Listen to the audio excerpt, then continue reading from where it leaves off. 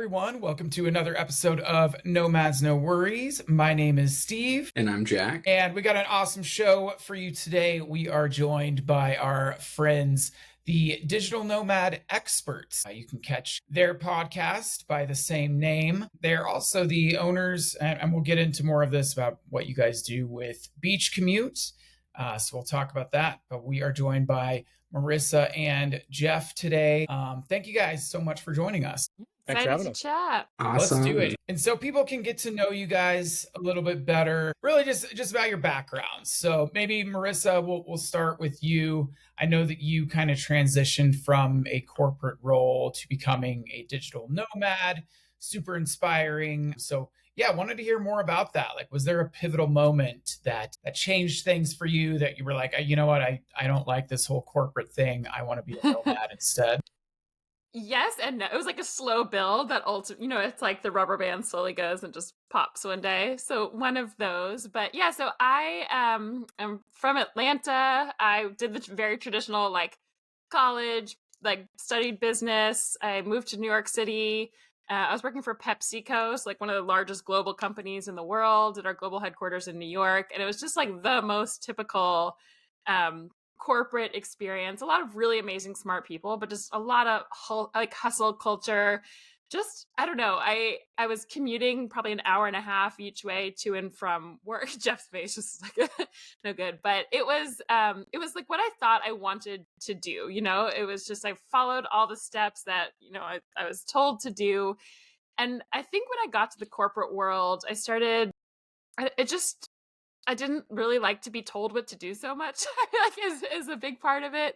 But the people were great, and I was learning a lot. And ultimately, I feel like one of the biggest things was just the company was so gigantic that I felt like all the work that I did, like if I just disappeared, it wasn't really going to make a difference. I worked in marketing at the time, and all of the, thousands of projects I was working on at any given time, like if Coke just dropped the price at Walmart by 10 cents, like their shares were like everything was selling there instead. So I was like, what am I really doing? One of the big pivotal moments, I was dating a guy at the time who took a job out in LA. And so I was like, yeah, he was like, I'm only taking this job if you move with me. And I was like, okay, I got it. Like, I'll see if I can. A lot of people from Pepsi had kind of worked remotely as well. So I was like, okay, if you get it, I'll go. So he did. I took 2 months off of work. At Pepsi, you kind of have different roles that you do for a year and a half or so, then you transition. So I took time off. I took a sabbatical and traveled for 2 months. And that was a big pivotal point for me. I went to Israel, Greece, Turkey, Brazil, Peru, I think Costa Rica, maybe somewhere else too. And when I got to LA, I was like, I can't do this anymore. Like, there's so much world out there. I was really ready to make a change. I just didn't know what. I was really, really lost. And was like, I know this isn't right, but I don't know what would be better. And that became a pivotal thing that I really love to help people with. And I actually called HR we had a set date. I was like, I'll be back. I'll call you at this date. We'll figure out the next role. And I called to tell them I was quitting, and they gave me a promotion to work on like our music business out in LA. And it was the sweetest job, but it still wasn't like fulfilling to my soul. So I was like going to the Golden Globes. I was working on the Grammys. I was doing all these like really glamorous things. I was doing music videos with like Snoop Dogg, working with Sofia Vergara. Like it was insane. I was working remotely at the time out in LA. And so life got a lot better because I wasn't commuting. It got really easy. I could do I don't know, everything was so easy that I couldn't say no. So I stayed 2 more years, got engaged to that person. And then what happened was I ended my engagement, was leaving LA, and Pepsi was like, you can stay in LA, you can come to New York. And I was like, I don't want to be it either. And sort of just blew my whole life up. I was like, all right, I'm quitting. I started a couple different businesses over the years. I found out about nomad life, and really that's what I was building, a business that I could travel on my own and kind of live my own life. So that's what I started doing. I always thought I would just work somewhere smaller where I could have more impact, but I was like, all right, I just kind of got an idea, did some things myself, did several different businesses. And what I love to do is help people now figure out like when they have that feeling of, I know what I'm doing isn't right, but I don't know what would be better. I started doing career coaching eventually after I made several different pivots. And that was like what really just lit me up. We can transition to Beach Commute after. I'm sure like Jeff will tell his side, but eventually we merged together to kind of form Beach Commute, where I do a lot of career coaching, help people figure that out, but also add in the layer of travel, because by that point I had been traveling and living nomadically for a lot of years. So that's the story in the nutshell. I I love that. It's like there wasn't necessarily anything wrong with like your job, like working at PepsiCo. That's what a lot of people, that's the American dream for them. They're like, oh yeah, that's what you're supposed to do. But you Yeah. still decided to make a change, which is awesome. It was hard. Honestly, it was the hardest part of everything I've done, was making that. It was so scary to leave. And looking back, like I have so many people I know who are still there working there. And it's like so hard to get out of the grips of it, because you get caught up in the promotions. And I was so scared. I was like, what if I leave and I want to come back and all my peers will have gotten promoted and I'll be behind? And what if I don't get hired? It was terrifying. And I think all my friends thought I was insane, because I had so many friends who lived with me in New York, who they would come to all these cool parties and celebrity things. They're like, this is the coolest job ever. And it was, and it still wasn't fulfilling to me. So I would say that's been a theme throughout. And that's something Jeff and I love to help people do, is like, how do you like take the risk? Because it's scary as hell to leave whatever it is you're doing for whatever reasons typically. But on the other side of that is the most magical life. It's really brave of you to do that, you know? I mean, a lot of people Yeah. have a lot of trouble quitting a cushy job. I know I would. For sure, for sure. That was the word everybody used, and at the time, it didn't feel brave. It just Mm. felt like I have no choice. Like I have to do it. But looking back, yeah, I think that's what a lot of people miss, is that courage, the bravery to just take the leap without the net. And now I know there's ways you can kind of like build a net that I didn't do. But I was kind of like every part of my life. I was just like, I will redo it. Like I just couldn't be in any part that wasn't fully right. But it's also hard. I think the theme that I see with so many people, and I love to help people with, is again, when I say you don't know what to do better. So most people will just sit still until they get this golden idea of like, oh, now that's what I'm supposed to do. Like now that, and you could sit your whole life and still wonder like, what's my purpose? What's that next thing that I'll have more fulfillment? And the thing that I've learned along the way, I always say like action leads to clarity. So sometimes you have to take a little step that leads you to somewhere else, where you meet someone, and then that leads you here. And like I couldn't have ever started this business if I just sat at Pepsi, because I didn't have any career pivots. I hadn't started traveling the world. So it's like I had to do a lot of things to ultimately even get where I am here. And so I think that's a big thing a lot of people miss, is like taking those steps and just doing. Yeah, I love that. I feel like it's, all about like taking action and trusting yourself that you will find that next thing. I try to like operate my life like that. And I think a lot of people also regret more the things they didn't do rather than the things they did do. And so, Absolutely. And I you think know, it's a theme of yeah. nomads. Like you guys are probably both like that.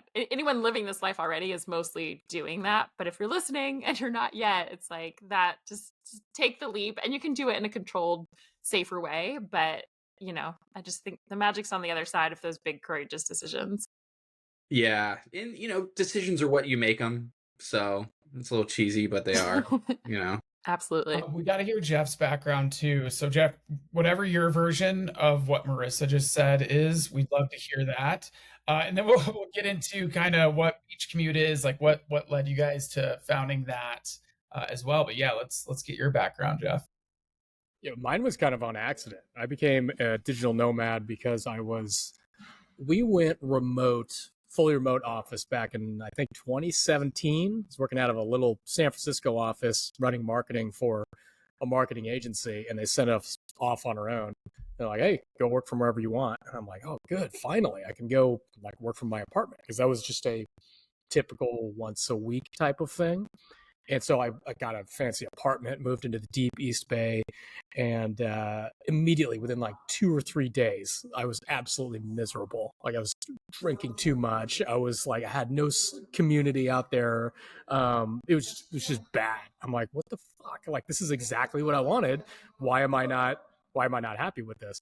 So I took a little bit of time, went back into the corporate Boston office to try to figure out like what is going on, like why am I not good with this? Because it didn't even click with me that it wasn't, I needed to be around more people. I needed community.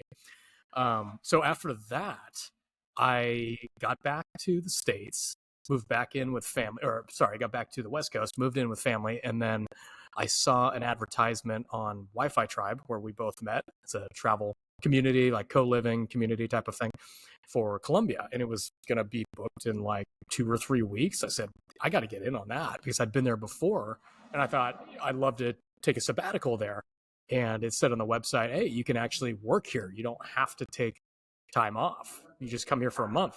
And I said, okay. So I went and applied, got an interview the next day, I think, or maybe within like a day and a half. And then off I was into Colombia. And then when I got there, just immediately clicked. I was like, oh, this is exactly what I was missing. You know, it's like one of those things where you don't know that it's actually missing until it's shown to you. And you're like, now I get it. It was the community. It was the excitement of travel. It was that, and more than anything, it was just that feeling of freedom and independence. Like, I can go over here if I want to. I can go over there if I want to. And nobody can tell me that I can't do it. And that to me was exciting, you know, because I kind of had that when I went fully remote, but I wasn't able to travel and have community at the same time. So combining those two things just really, really did it for me. And then after that, Marissa and I met in Bolivia. And I think really shortly after I said, all right, I got to figure out a way to make this work all the time, whenever I want. So it was one of those things where at all costs, it doesn't matter. Like, this is my path. I'm going to break down every barrier in my way in order to have this path, or be damned. And that's it. So I just kind of figured out everything that I was going to do, told my work that this is what's going to happen. And they're like, okay, you could just do it anyways. You don't have to tell me. It's like, oh, okay. Yeah, your company was really chill about it. Cool guy. Yeah. All right. It was fine anyways. I mean, I don't care. Yeah. So did that back in, was that 2019, late 2019? Never really looked back since. I started Beach Commute with Marissa maybe a year later, a little less than a year later. And just been more and more and more. We've been spending almost all of our time on that because that's our passion. That's what we like spending our time on more than anything. So, yeah. No, that's great. Jack and I kind of had that.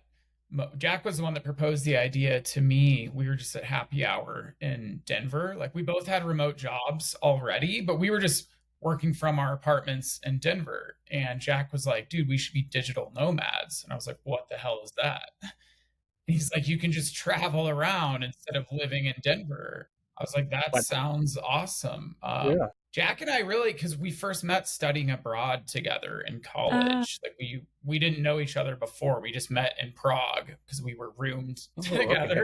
Yeah. Really, our whole friendship is based on travel at this point. Yeah. Yeah, really it is. Yeah. Yeah, it's like, you know, we could stay with Denver and all the homeless people, or we could go like see the world. So like our jobs aren't that important, you know, like yeah, it really doesn't matter. Like, why do it from your apartment when it's the exact same work and the exact same technology? Anyway, exactly. Like, it makes no sense to be sitting in an apartment doing that, right? Maybe the Wi-Fi speeds in Morocco are a little bit less than in Denver, but whatever. The vibes, though. The vibes are high, though. No, we'll get onto that later.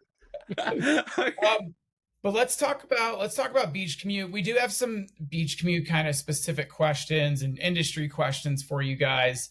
But let's just talk about what Beach Commute is. You mentioned you founded it together several years ago now, but let's hear more about that. Jeff, you want to take it? I'll let you start. Yeah. So it's ultimately all been about the same thing, helping people become location independent, travel, work at the same time.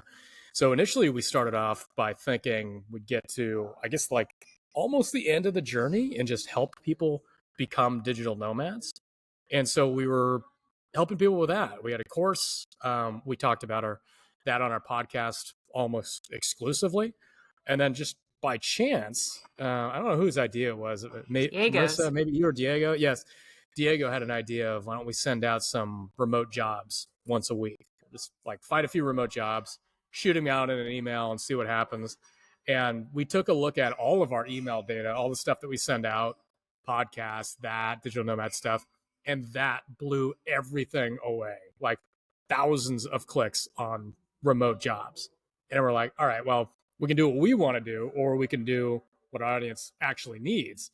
And over time, we realized that they need the remote job before they even get to the point of becoming a digital nomad. And then if you kind of let's take a step back and look at the actual market. The market for remote jobs is absolutely insane. I mean, if you just hop on LinkedIn, it's just tens of thousands, hundreds of thousands of people looking for remote jobs. And oddly enough, with the return to office mandates and fewer companies offering this, the demand hasn't gone down, it's gone up. There's even more Really? people want to eat. Well, yeah, because they had a taste of it and then it got taken away. And so it makes that urge even stronger to take it back. So we thought, okay, we still fully believe in this location independence lifestyle. We live it, we love it. We believe in digital nomadism, but I think we need to help people get closer to that point so that they can actually take that step. So we started leaning a little bit more into, okay, let's get people not just remote jobs, but we want to be the only resource on the web that helps people find work from anywhere jobs. Because if you look at any of the job boards out there, you're going to get a mishmash of just random stuff all over the place. A lot of them will be fake job listings. A lot of them will be remote from Denver. A lot of them will be like, it could be anything. It's basically just scraping or letting companies post whatever they want on there. And then people get in, apply for the job and be like, hey, great, you get to work remote from Sonoma County. It's like, that's not a remote hybrid. job. I hate the hybrid Oh, I didn't even ones. get into hybrid. Ugh. Yeah, and there's hybrid. They'll Yeah. say remote.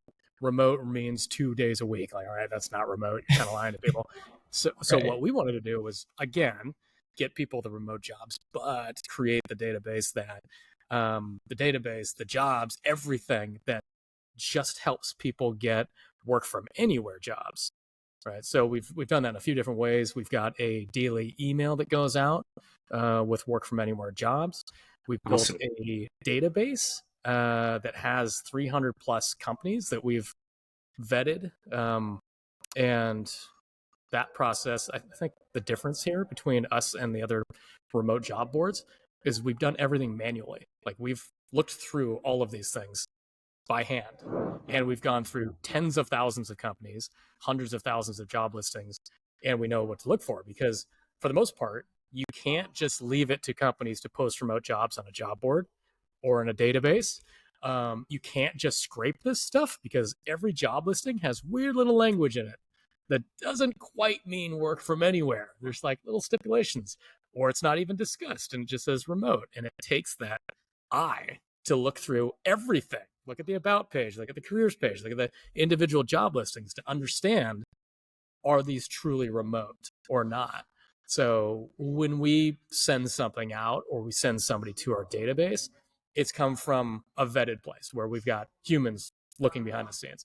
Because we're at the point now with remote job boards and things like that, it's the absolute wild, wild west. Like there's no common terminology that people use. There's no regulations on what remote or any other language means. It could mean anything. And a lot of times And it they're does. purposefully vague. It's very frustrating. Yeah, they're trying to appeal to talent. Exactly. So they're going to say remote because top talent wants remote. That's proven time and time and time again. And they want to attract that top talent. So they're going to put in remote. It's up to them to define what remote means. You know, they could even be implementing a return to office mandate soon. So wrapping all that up, we're trying to become the resource for all of those things to help people get these, not just remote jobs, but jobs that let you have as much location independence as you possibly ask for. Yeah. And to add to that, so we created a database called the Anywhere Atlas. And that was what Jeff was just saying. And he and I would look, like we would go back and forth sometimes with our expert eyes, having looked at like hundreds of these things. I was like, Jeff, I can't even tell if, can you tell? So everything that we put on there, there's hundreds more listings that we have that like sometimes they have work from anywhere jobs, or it's maybe they do, but not quite clear. We don't put those on there because we wanted the atlas should be like, if you're looking for a work from anywhere job and you look at those companies, like, you know, they're hiring and let you work from anywhere with no question. Not some of the jobs, not sometimes. That's on there. And we're constantly, sometimes we have to remove them because they have returned to office. We're always adding to it.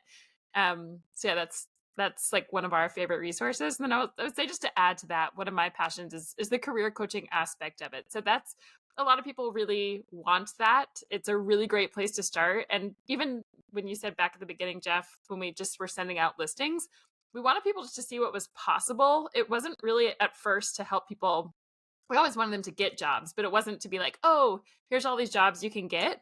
Really was inspiration to be like, did you know? Like I remember one of the first jobs I shared was it was like a ghostwriter for dating apps or something like that, like to help people or just weird things. So we wanted to show, I would show like one regular job and one just kind of weird off the beaten path job, because as you guys have probably met thousands of digital nomads, there are so many jobs you can do. And for whatever reason, people like, who aren't yet traveling or don't live this life and haven't met thousands of other digital nomads, it's like a lot of people like don't really believe it's possible and they don't know what jobs are out there. So we really started sharing those just to be like, here's what's possible for you, just so you believe it's you can really do this.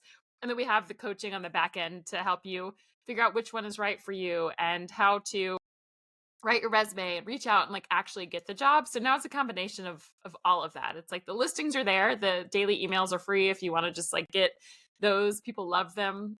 They're just a lot of helpful information to see what companies are out there that actually let you work from anywhere, jobs that are hiring that day. The database is free to use to like scout out all the companies. There's tons of information about each one. And then for people who want more help as well, we have the career coaching on the back end, which is one of my passions as well. Yeah, I love the Atlas. I think it's a great resource. And I love that you guys vet everything. Like we said, the hybrid roles, all that stuff. It's been a while since I've looked for a new job, but I just remember seeing that stuff would make me want to vomit. It was like a bait and It's switch so a lot of frustrating. times. So, but yeah, so a few years back, and I want to preface this by saying that I came up with these questions before you published your most recent episode, where you guys talk a lot about this whole death of the digital nomad thing, right? But it is a really interesting topic, and I do think our audience should hear about it as well. So hopefully there won't be too much overlap from what you guys just talked about maybe the other day. But anyway, passionate topic. Yes. So it seemed like a few years ago, like this whole remote work revolution was here to stay. Everyone is going to be working from home forever. And then, recently it just seems like more and more companies are rolling back those work from home policies. What are your thoughts on this? And why are these companies wrong for forcing people back into the office? This is Jeff's favorite topic, so I'm going to let him begin. Yeah, well, they went that way because they were forced to, because of the pandemic. It was in their best interest to do so. And I think part of the problem with this is if you compare two companies side by side, one that originated as a fully remote company versus one that was forced to become a fully remote company, you see two completely different structures to the organization. So the ones that were forced to become fully remote companies had to catch up. They had to figure out, how do we manage employees effectively? How do we manage to results versus how do we manage to attendance and hours worked, right? And then you've got companies that were born as fully remote companies, and they understand how to communicate async. They know how to manage their employees. They know how to promote their employees who aren't physically present as much. They have these structures already in place, and they know how to manage a fully remote team effectively. The companies that got forced into it really didn't. They were just kind of scrapping together at the last second. And a lot of these companies that did this, the largest ones that you see that are implementing return to office, are fairly old school. They're not as agile. They don't shift as effectively. They're like, look at like JP Morgan Chase. That's like a tanker ship. You have to turn it this much to make it move in 10 years. And they were forced to do it like that, and these bigger companies tend to have middle marketing managers, execs that are a little bit on the older side. They're a little bit more old school in the way of thinking, and they're still kind of stuck in that attendance equals productivity, time worked equals productivity. And they haven't really understood that productivity doesn't really work that way. Productivity works in a way where it's uneven. It doesn't go like perfect like this over a 9 to 5. Some people are more effective in the morning. Some are more effective at night. Everybody's more effective when they can take breaks during the day and go lay in the grass or take a walk or whatever. But they just haven't adapted to these things. Whereas you've got the original companies, the ones that started out as fully remote, they understand flexible schedules are incredible because people can take that 2-hour break and come back with a 4-hour hard work session because they're able to take that break. They feel more empowered because the company trusts them to get the job done as opposed to working the hours. They trust them to say, hey, I got to go pick up my kids and play with them from 3 to 6, and then I'm going to work from 6 to 9. And the company's like, cool, just get your work done. And with that employee goes, oh, they trust me. I'm empowered. I'm heard as a person. I'm not going to leave. And maybe I'll work 6 to 10. Maybe I'll work 6 to 11, whatever. So these companies are tending to do a lot better, whereas the ones that kind of got forced into it, largely the bigger companies, are now like, well, we liked it the way before. This is a little scarier. We still don't know how to manage these employees effectively. And you've got all the other things pushing down on them as well, like new offices and commercial leases where they're millions of dollars a year just sitting there doing nothing. So they're like, well, we got to bring people back into the office. We need to get eyes on them, kind of thing. So a lot of it is kind of control, and I think poor leadership and poor management that's causing a lot of this RTO stuff. And what you're seeing is an enormous brain drain. The top performers always leave with RTO right off the top. Just skim them right off the top, 10%. You see people of color are the first people to leave. You see women, mothers in particular, are the first people to leave. I think 30 to 35% of the female mother workforce is going to be not working anymore because they have to go back into an office, and you have to have your 1 to 3 hours of commute to take team meetings in an office. Like, that's just absolutely insane. I mean, and when it comes down to it, when you look at this, it's just common sense. This is just common sense thing. You can do the exact same thing from somewhere else. You can measure results if you take a little bit of time to figure out how to do that, and you can more effectively manage employees and have lower turnover if you're able to understand these things and reframe how you look at productivity and what value employees are actually creating, instead of this lens of you're at your office 9 to 5, that's good. It's like, that doesn't make any sense. There's just way too much common sense that's being overlooked right now, and it gets me fired up. And this was actually really tame for me. What do you think, Marissa? I think I really kept it controlled in this That was instance. awesome. That was well said. My only comment was, have you guys seen the meme that's like, if your boss dresses like this, you're probably not going to be able to work remote? And it's like these really baggy pants that look like they're from like the 1940s with like these dress shoes. That's all you see is just his pants and shoes, but he's like an old school return to office type of boss. It's pretty good. That's And amazing. I know I'm a little bit late to the party, but I just finished watching Severance, and I feel like those people, they're not working remote either. Nope. You know. I watched the Definitely first half not. of one episode. I was like, I can't watch the show, so I don't know what happens. It was just too painful for me. Well, yeah, spoiler, they're no work from home days for them. So Definitely not. Yeah. But so, I mean, now with everyone sort of returning to office, Jeff, you mentioned a lot. It seems like the mothers seem to leave and the top performers leave. Do you think the companies are responding to that and being like, wait a second, like, I think we need to go back to working remote, like within the next few years? Is the forecast everyone's coming back? Or do you think there will be sort of a resurgence in companies sort of accepting the remote work culture? I think it's going to kind of be a cyclical thing. I think ultimately it's going to move in this direction towards fully remote, but it's going to do a little bit of this in the meantime. And I think we're seeing a little bit of a pullback, a little bit of a correction. And there's just too much data to prove that it's hurtful to companies, not just employees, but to companies, to have their employees return to office. So I do think this is the ultimate direction, and you've just got a few of the old guard just digging in their heels a little bit. The data, like, I feel like companies that are big offices and don't want that spin the data however they want it, and they tell a different story and will make people come to office. So I think what I've been seeing, and the companies that are on the atlas that Jeff and I find, are tons of little companies or even mid-sized companies, but they, as Jeff said earlier, they were remote from the beginning. It wasn't like these big companies that had to let people go remote and pulling them back. It's companies that started remotely, that are more nimble from the beginning, that they all work asynchronously. So even if I think about Pepsi, when I worked in LA, everyone was still in the New York office. Really, like even though I knew everyone, it was really hard to be away because it was a very in-person company versus other companies now where everybody is remote.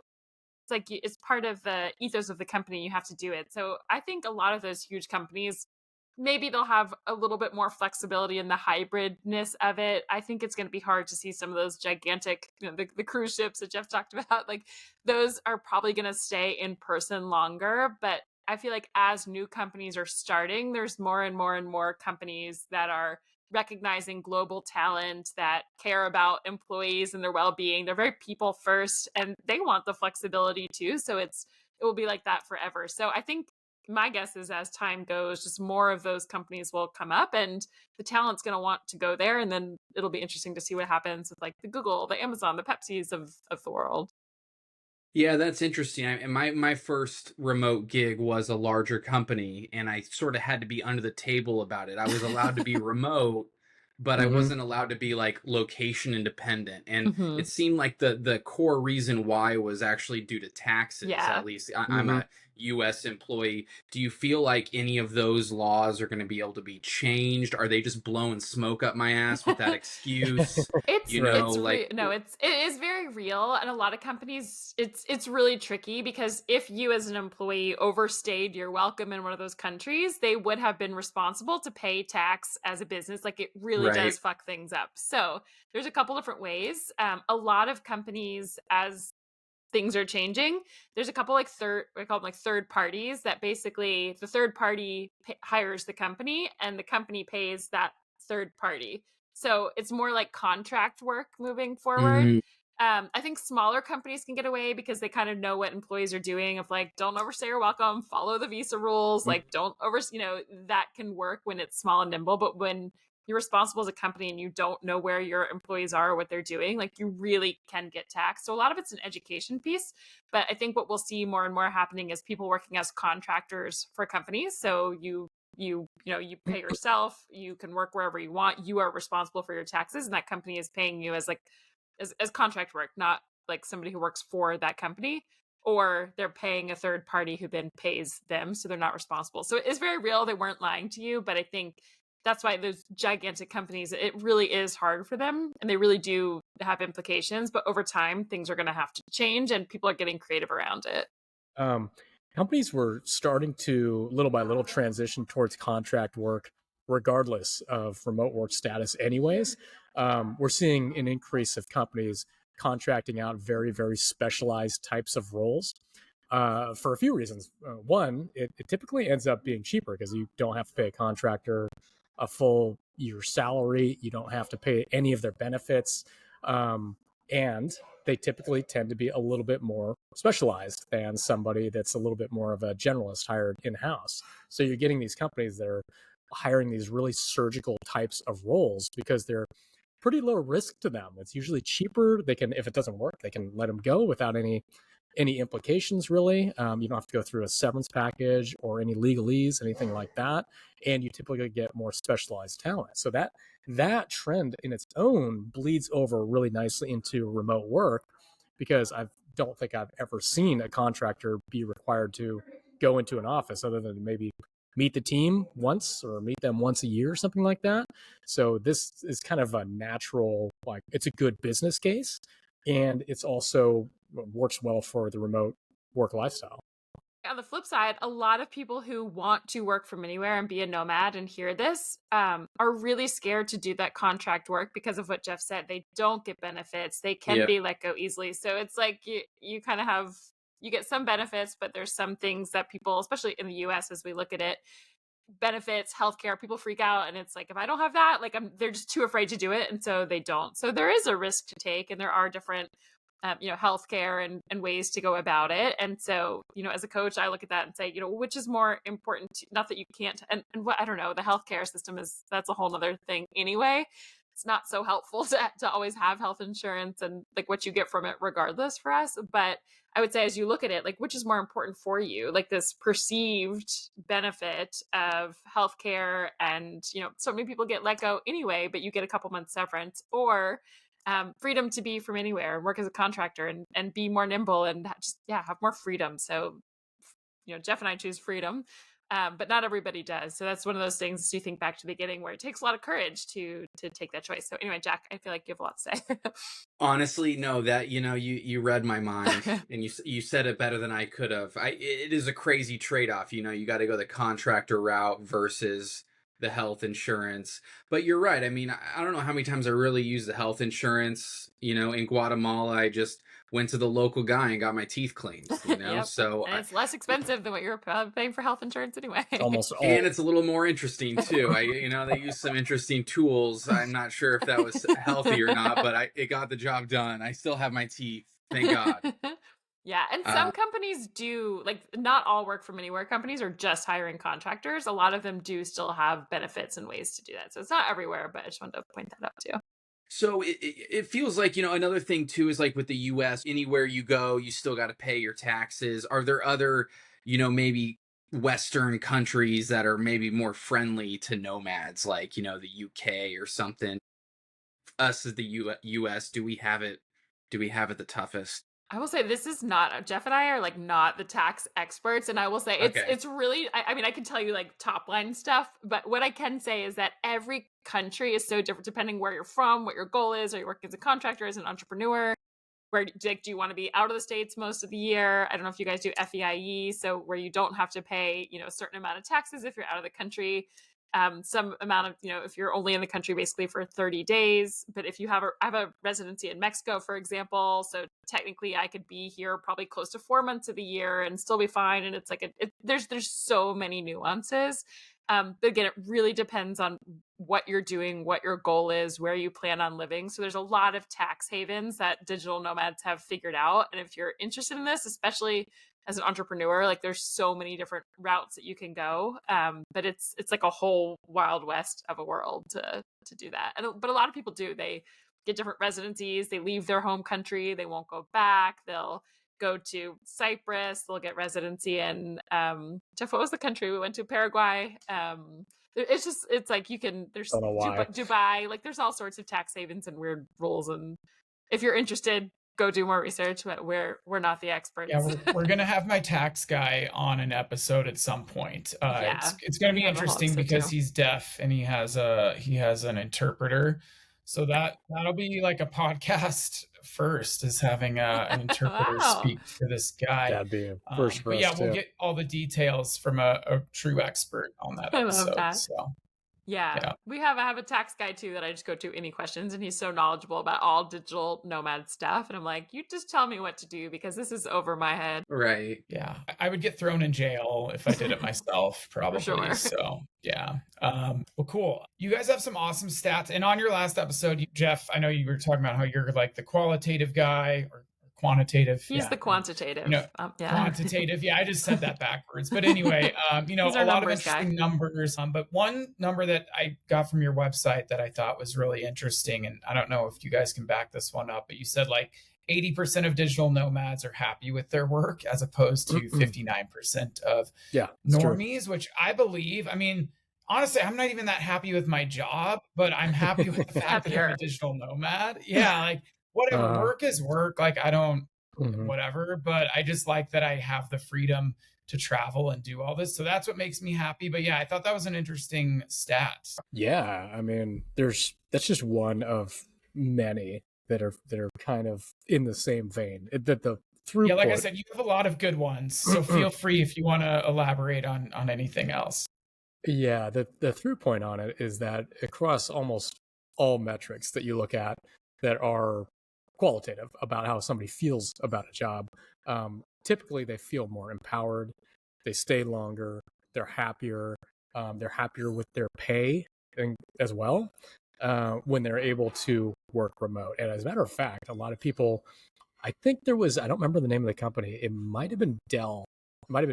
Somebody was, don't quote me on that, but one of them was threatening to take away promotions or bonuses for not coming back into the offices.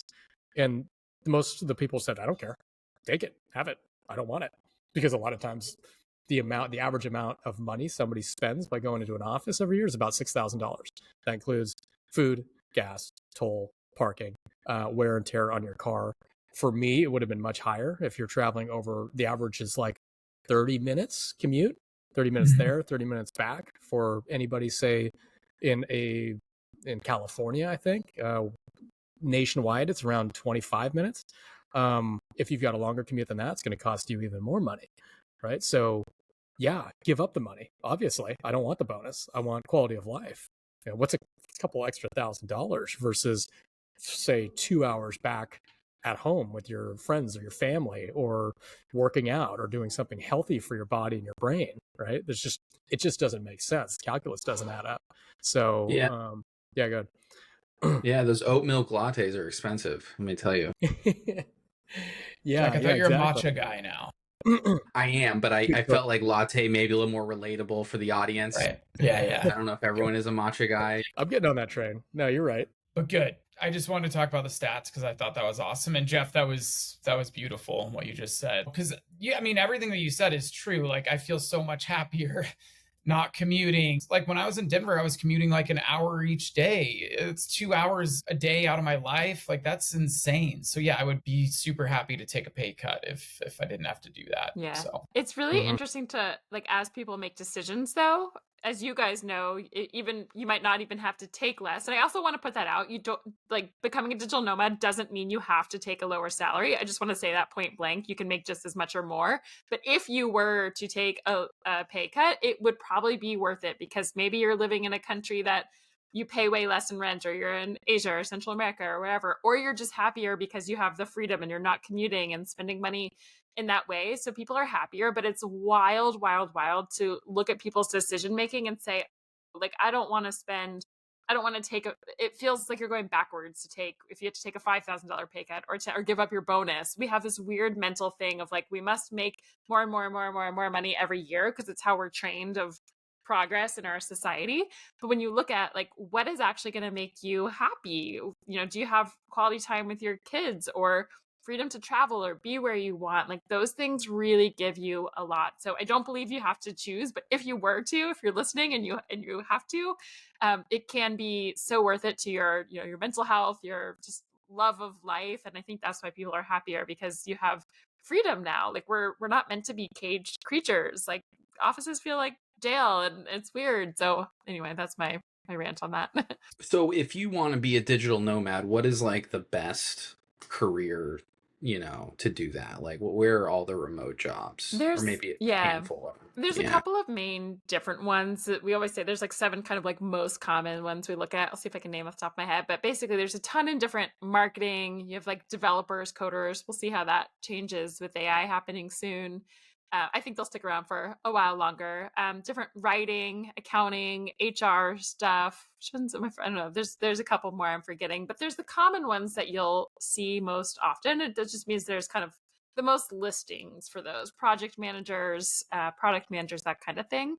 But there's so many different things. That's what I love to share. Of like, whatever you can think of, you can probably do it as a digital nomad. If you are ever doing a career, just anything you can imagine doing from your laptop or a phone that you would be doing anywhere, you can do remotely. And the options are endless. So we specifically, just because it's the lowest hanging fruit, help people get jobs at companies. So those are the kind of most common jobs at companies. If you want to be an employer, get a paycheck every couple of weeks, it's just more stability. It's the fastest way.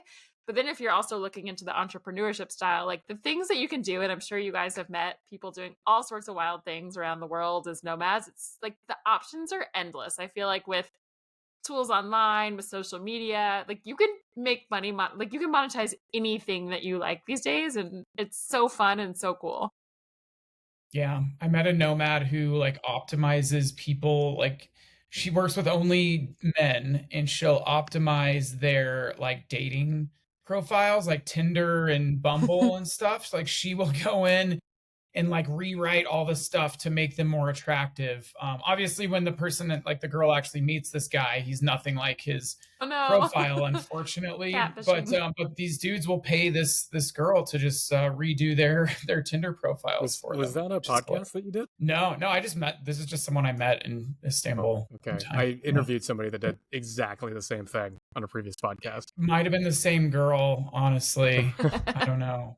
There's probably a lot of men out there who need help. I mean, Those are whole. Yeah. That was actually the case I made to her. I'm like, what happens when they meet and it's not the same person that you advertised? And she's like, well, they would have never had the chance in the first place. I'm like, yeah, She's like, exactly. that's why I take my payments. I take my payments up front for this Yeah, work. Weird. It doesn't. Yeah, exactly. yeah. That's Not funny. pro bono That's if you good. get a girlfriend. Yeah, Yeah, bonus. Yeah. Yeah, you can yeah. monetize So, anything, and it's so fun. Mhm. So get creative. Like, just there's so many things you can do, and if you want to travel and work remote, just like make it your priority and run with it. let me ask you guys this. I'm sure with your jobs, Beach Commute, everything, you guys have heard a lot. You've heard everything. I want to hear about maybe some of the misconceptions about remote work that you frequently encounter. For me, this is a completely different answer maybe than what you guys are thinking, but for me is my misconception is people thinking like I'm literally working from the beach, like I'm literally like in a beach chair on the sand with my laptop. Like I don't do that. Like yeah, the You beach can't is see like in the a sun, block then you get away from me sandy. right now. Can't see, there's sand in your computer, probably not Wi-Fi if you're literally on the beach. I'm also not going to be productive. There's a million reasons why I don't literally work from the beach. We That's were why it's just talking beach about that commute with instead of, Marissa and I I were guess. just talking Yeah. about that. Yeah, we always say the pictures that you see of everyone on the beach, those are just for the Yeah. picture, and then they back Yeah. up Yeah. 100 The feet to pool at the wherever beach. Nobody actually does that. restaurant is nearby. You can't like if you took it, all of us right now, like you're cool places, but you can't see because you're actually indoors doing things. So 100% agree with that one. I would add the biggest one that we talk about often is that people don't actually think we work. And that will like, oh, this is a cute thing. Like that's like pat you on, like you'll come home sometime. This is a cute little thing you're doing. And I think what people I would say my friends and family people like are understanding now so many like it's been 9 years or something I've been living this life. At the beginning they were like, oh, this like are you really even working, you're just like out like no one thinks you work, because especially if you are posting you're typically not being like, here's my 8 days at a like I'm working more than I Here's ever my did here's my before. emails. Yeah, Yeah. yeah. And then they just, you see the cool things on the weekends and nights and mornings, and that's the point of the lifestyle. But I think a lot of people think digital nomads don't actually work, that it's like some big scam that you'll have to come home eventually and then start your life. It almost feels like it's like, oh, this is a cute little like mental breakdown you're having, and go do your thing, and like you'll come back and see. And a lot of our friends have, you maybe want to find a home base or slow down or settle down Hmm. some, but it's still always an option. And yeah, it's frustrating. I think the people who don't understand it from the outside that just think you're like fucking around, and I don't know if you can cuss, sorry, but it's like we're working, and often probably often more than some people are at home. That's true. Actually, because we don't commute, we just work that extra time. Not Yeah, the really, office is but just we could. opening your laptop Sometimes. away. Sometimes, yeah. Yeah, absolutely. Sometimes I do commute to the co-working. I'm a big co-working guy. I like the Mm. co-working spaces over like the cafe. Yeah. So Yeah. I'll commute to that. Yeah. It's great. You're in an office, but your boss isn't there. Exactly. Mhm. Exactly. Yeah. And people think you'll be lonely, but there's so many cool, like I feel like you meet so many cool nomads at co-working spaces or Mhm. cafes or different setups. So yeah, it's like you make your own coworkers, but it's not actually people who can judge you for what you're doing or hover over you and see. It's kind of like the best of both worlds, I think. Yeah, we can both leave at 2 p.m. No one's going to say anything. Exactly. Yeah. All right, should we get into more fun questions? We've talked about a lot of like businessy At least stuff. you're and serious. Sorry if we're like let's talk about some more interesting things. Like, okay, so talk about cliches. A question that we get a lot as nomads is like, what's your favorite place you've ever been? And I'm like, I don't know. I've been doing this for 5 years. There's so many different vibes. Like I know you guys had an episode where you kind of categorized some of your favorite places. I think that's a good way to do it because it's hard for me to pick one overall. But I'll ask you this. So it's kind of a different version of the question. What's maybe one destination or just a travel experience for you guys that reaffirmed your decision to be a digital nomad? I can go first, Jeff, if you want to Yeah, think. you But go. mine Let was me like let me the very ponder. first long-term nomad trip I did. So I did a 4-month stint at the beginning to Southeast Asia, and the first place I landed was Bali. And I actually wanted to go. I feel like that's a super cliche digital nomad place. Actually I went because there was a Wi-Fi tribe chapter there. I just wanted to go everywhere else, but the timing worked, and it was just sort of where I started. And it was just like I've actually been back to Bali since then, and I feel like it still is a magical place, but it's more crowded, and there's traffic and more nomad. It's like not the same as it was, but it's just kind of like you never forget your first sort of thing. But it was this just first moment where I remember I just couldn't believe this was my life. And I was living on, just met so many cool people where I landed, I had been working for 2 years, kind of doing some travel, but nobody really understanding what I was doing or what I was working towards. And when I landed in Bali, it was just everyone was a digital nomad and nobody was trying to understand what I was doing. They just understood me. It was like, okay, yes, and like, who are you? And so I loved that Yeah. everybody there was kind of not chasing, but living this lifestyle. And I remember some of the weekends we would go to like these little islands off to the Gili Islands and to, there's a couple other islands around. And I was like, how is it that, everybody else would travel to 2 weeks just to go see Bali. And that was my home base. And then I got to travel to like islands off of an island on my weekends. And it just blew my mind. I was like, why is everyone not living this life? How is this happening? This is the coolest thing I've ever done. I just spent 6 weeks there thinking like is this even real? Like this is more than I thought it ever would be. So I would say, there's a million other locations and moments and experiences that continue to, say just cement the same thing over the years. And again, I've been to like almost 80 different countries. I've been doing this for it's like close to a decade now, which is insane. But it just that was the moment just because it was the beginning where it was like this really is as good as it seems and it's actually 1,000 times better. I know you said Bali's cliche, but I love I do Bali. love it's special. It's cliche for a reason. Yes. Like it is awesome. It's like such a like everyone there is working remote. Like it's just like a vibe. Yeah, it's such a funky little bubble. And I think that it's a magical, like, I love the energy of places and space. It's like, it's a very magical, just the feeling of it there. The locals there are amazing. And just like riding a scooter everywhere. And I feel like everywhere you turn the rice fields, you're like, this is beautiful. Like, what even is this life? And the food is amazing. And the cafes are amazing. And it's like, I don't know how it's a small little place, but anything you want to do, it's like, you want to go boxing, you want to do breath work, you want to I don't know, like jump off, whatever you want to do. Like there's a class for it. Like somehow it exists and there's a group of people doing it. It's like this weird little magic world that you're like, I don't know how this all exists in this tiny little bubble, but it does and it's amazing. Jeff, what do you got? Steve, it was actually where you are now. It was renting a car in Santa Marta and then going past, it was just like a day trip from Santa Marta going past Tayrona and ending up in Palomino. And I remember driving that car along the coast and it was just like an extended weekend or something. I'm like, oh my God, this is life. This is incredible. I mean, since then, of course, I've done that dozens of times and it doesn't hit the same exact way, but in that particular moment, it just kind of clicked in me. I'm like, oh my God, this is it. This is the lifestyle. I'm with some of my best friends here. We're on an adventure to a town that I've never been before. It looks amazing. And I'm going to go back to work, next week. And there's no looking back on that for the next 10 years thinking, oh, I wish I could go back to that place again. I can go back to that place. And it just kind of clicked in my head while I was driving. And it usually does when I'm driving because I love driving anyways. And that's like the ultimate, most freeing moment when I'm driving somewhere on a scooter or anything in a foreign country. That's the moment where I'm like, so free right now. And that particular moment just locked it in completely. That's interesting, Jeff. It was like your first two though. Like right at the beginning, both of those moments. Mm-hmm. Yeah, right at the beginning. They hit different in the beginning. I mean, we still have those moments now. I mean, literally, like my girlfriend and I this past weekend had one, Jeff, where it was like, because there's so much to do in this area. Like we went to another town that's kind of up in the mountains called Minka. I don't know if you're familiar with that one, but anyway, they grow a lot of coffee and stuff out there. And we were just like sitting, we just kind of rented like a cabin there for the weekend. And we were just overlooking this beautiful view.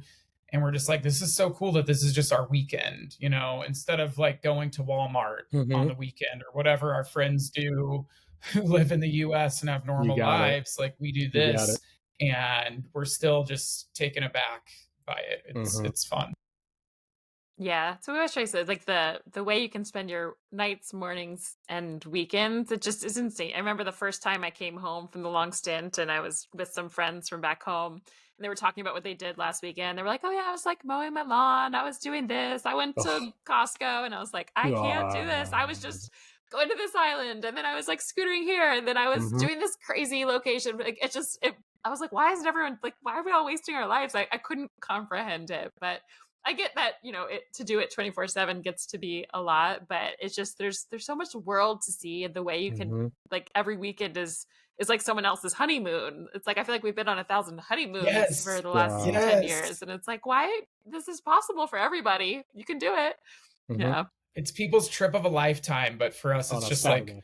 our weekend. Tuesday. It's And like yeah, it's funny. Jack and I had this conversation when we first started nomading. We just assumed all of our friends in Denver and stuff would come and do it with us. But then we realized that we're kind of the weird ones. Like people, not everyone wants to do this, I guess. it's nice that you have each other when you go home. I feel like when I go back, I'm just like, all right, everybody's still here, and I don't know what to do. But it's at Hmm. least you have each other. It's nice. Going back is super interesting, right? Because, Going on and its own. Steve and I, we talked about this when we studied abroad. It's like, wow, we're like excited to go back. I wonder what's happened. And it's like, oh, like Nothing. nothing actually changed. Nope.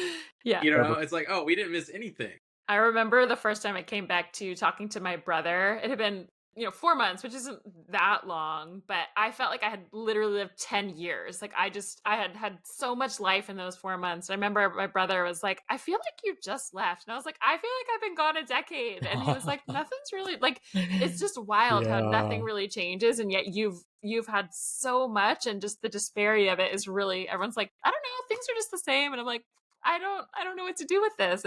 It's very jarring. You can have 4 years of experiences in 4 months. It's just compressed time with Yeah. people. Like because with your friends at home, you're not living with them. You're not interacting with them all the time. Like you're going to a dinner once every 2 weeks, and then you have to perform during that dinner. There's no silences because you need to like squeeze it all into one moment. Whereas when you're traveling with friends, you're just living and you're just being you, and you're just being like having a natural life and going on all these adventures and learning so much about yourself. So when you get home, it's like time dilated, like you went through Inception and you've all of this stuff that you've got to process.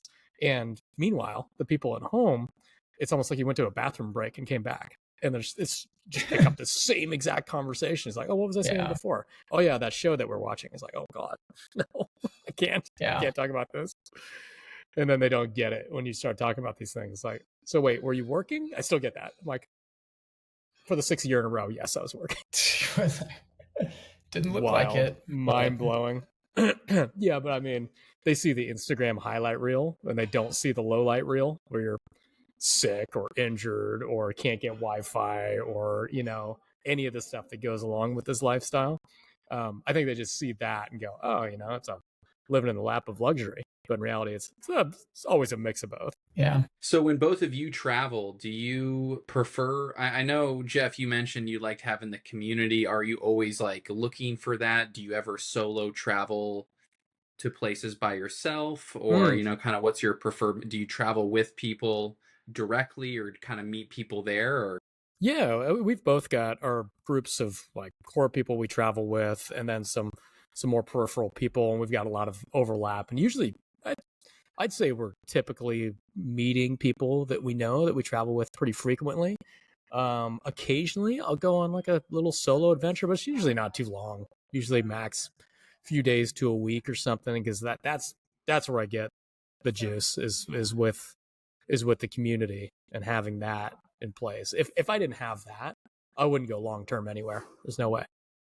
So I know you touched on the Wi-Fi tribe and everything, and I'm kind of a solo traveler myself, and I'm just curious, what are some of your techniques or things that you do to try to meet people or try to build that community when you are abroad? So you intentionally go to places that you already know someone's going to be there, or kind of how do you work through that? Go ahead, Marissa. I was going to jump in. I think the way Jeff and I did it in the same way, which is I feel like I can answer for both of us. From the very beginning of our nomad travels, we joined Wi-Fi Tribe. And if you're not familiar with that, it's like a group of people who already have remote jobs from all over the world, and they have chapters. So for a month at a time, it's like start to finish. Everybody shows up at the same time. The living is like co-living is set up for you. So depending where it is, might be a couple different apartments in a city or one big house if it's in the middle of, somewhere, depending on the country. But there's something really magical about it. One, the community is all like interviewed and vetted. So it's not perfect. You're not going to be best friends with every single person, but it's a good caliber of just awesome, respectful people. And I did, I think maybe over, a period of years, and I haven't done a chapter in a while because now we have so many friends from it. But I would say I did maybe 7 different chapters, and I love to do them in the weird places. So, like, you can go to Bali, you can go to Mexico. It's really easy now to know people already. But I went to to Oman, to Bolivia, to Mauritius, like some of those kind of off the beaten path where there's not really a nomad community, but I still was like, hell yeah, I want to go live there for a month.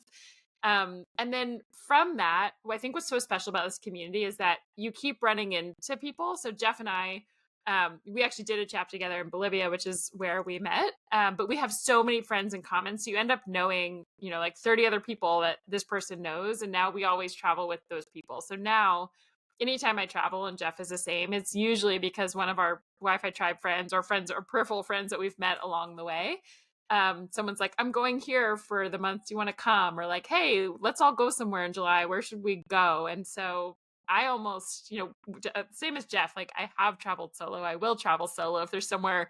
Usually it's like in between places or meeting someone if there's just somewhere I want to go on the way. But for both of us, it's really been like, I always thought it was about the places I wanted to go, and it's just become about the people. And so now I chased countries for a while, and now I'm like, I just want to go where my travel friends are, and wherever they are is I'll go spend time there. And it's more important now. And then you might go somewhere and it's like someone else brought a friend you didn't know yet, and you meet more people. So I feel like Jeff and I pretty much both exclusively travel that way. But there's tons of different ways to go to nomad hotspots, to just meet people you might meet in co-working spaces, at different Oh, meetups. co-living is blowing up right now too. Is it co-living? Co-living, yeah. Co-living spaces are just blowing up everywhere. Yeah, and it's different than the chapters trend because right I now. feel like when you do just co-living spaces, it's like someone else might overlap with you for 3 days and you're like, oh, you're so awesome, but now you're gone. And there was something about the way we did it. I feel, Jeff, correct me if you think differently. Like when we spent that month together, whether it was me and you or whoever we've met, you have this like deep bond where I feel like you get to know people, and there's, Absolutely. I don't know, there's something weird about it where it's like you feel like you've known them just as long as you've known your elementary school friends. And now those are like, there's still people who I voice note I keep up with, or all around the world, and I will continue to meet up with, maybe forever, and someone will stop traveling at some point. But it's just like a really special way. And so now it's just about like, we're all over the world, and that's hard because sometimes you don't get, like, I haven't seen Jeff in, we were talking about maybe 3 years, maybe 4, we don't even know. I will see you soon, Jeff. We will find a way, but you don't always get to see your people. But it's always about, for us, like meeting up with the people who we love and have met over the years and enjoy spending time with. Jeff, anything to add to that before I ask my final question? You know what? That's this co-living thing for people listening that are looking to just get into it. Wi-Fi Tribe is great. That's a really, really good soft landing. Gets you your people, and I think everybody I've met is Wi-Fi Tribe or Wi-Fi Tribe adjacent. But the co-living thing is really popping up all over the place. Somebody that works with us, me and Marisa, named Andrea, who's Romanian, is currently in a co-live in Galicia, Spain, and it's one of those really close ones. She says that each person, each day of the week, will cook something. They'll pick something from their culture and go out and make it for everybody. And it's in like this rural little village, and it looks like a kind of like a stone castle type of thing. So these things are popping up all over the place, and there's a big difference between these and the ones that are like kind of marketing themselves as co-living spaces, but they're just hotels. Outside is kind of like that. Not much community going on there. The old Salinas, not much community going on there, but some of these more dedicated spaces that are true to the name, you can definitely build pretty good community there, and I've seen it quite a bit. It's good. Nice. It's good to know. I gotta check that out.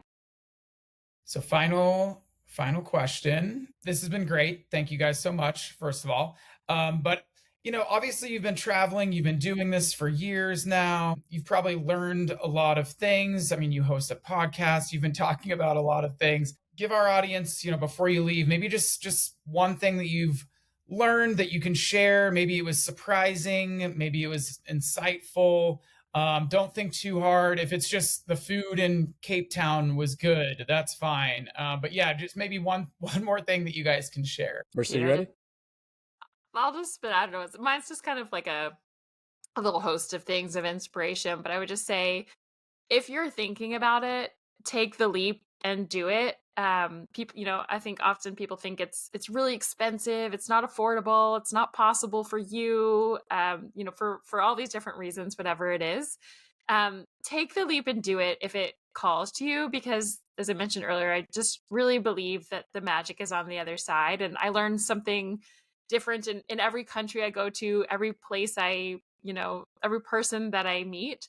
And the other thing I'll say is so many people think it's lonely, but as Jeff and I were just saying, it's really the opposite of that if you do it in an intentional way to build a community. And to me, it's so much less lonely than like typical life in the States is for a lot of people. Like the community is amazing, and just you learn, I don't know, the amount that I've grown and learned from in unexpected ways. Never anything. It's like whatever I'm seeking, I learn something else that I'm like, didn't know I need to know that. But I just think that travel is such a expansive way to live your life, and it's not for everyone. Not everyone, has to do it, but if you're listening and it calls to you, like take the leap and do it, because I don't think you'll ever regret it. Okay, so for me, it's kind of a developing idea, and it's a topic that Marissa and I talked about on a podcast maybe 3-4 months ago or so, and it's reprioritizing how you see success in life.